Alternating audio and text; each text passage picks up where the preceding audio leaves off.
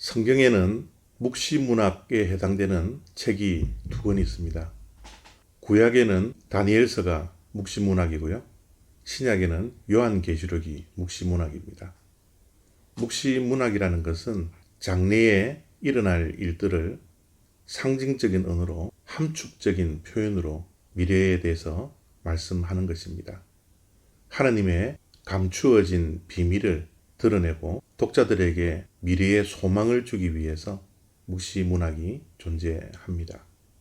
묵시문학은 미래에 대한 예언이지만 다가올 미래에 대한 예언과 함께 마지막 때, 종말 때에 일어나는 일들에 대해서 이중적으로 예언하는 것이 묵시문학에 해당됩니다. 다니엘서 7장 13절과 14절 말씀입니다.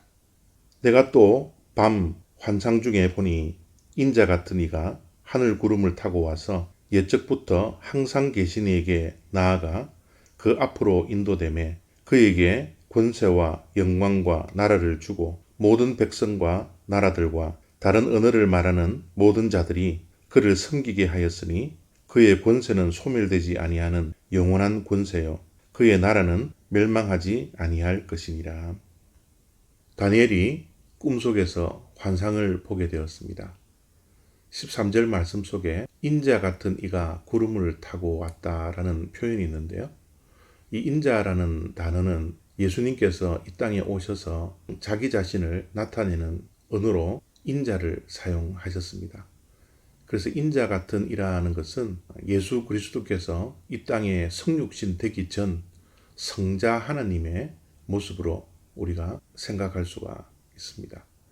여기에서 쓰이는 인자라는 것은 어질 인자가 아니라 사람 인자입니다.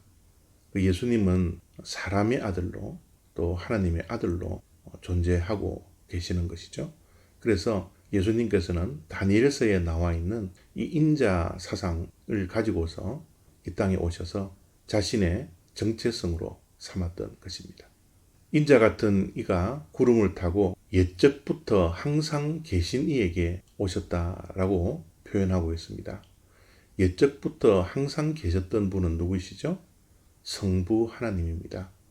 그래서 13절의 말씀은 성자 하나님께서 성부 하나님께로 구름을 타고 가시는 그런 장면을 보게 됩니다. 그때 성부 하나님께서 성자 하나님에게 영원한 권세와 영원한 영광과 영원한 나라를 성자 하나님께 맡기는 장면이 나옵니다. 그 장면 속에 성부 하나님께서 성자 하나님을 하나님의 나라의 왕으로 세우는 대관식의 모습을 우리가 보게 되는 것이죠. 하나님의 나라는 영원합니다. 결코 그 권세가 소멸되지 않는다라는 그런 말씀을 14절 말씀 속에서 하고 계신 것입니다. 예수 그리스도가 왕이신 하나님의 나라는 소멸되지 않고 영원하다라는 것을 말씀하는 것은 다니엘이 그 전에 꿈을 꾸었던 환상과 비교가 되는 말씀입니다. 그 전에 어떤 꿈을 또 꾸었습니까?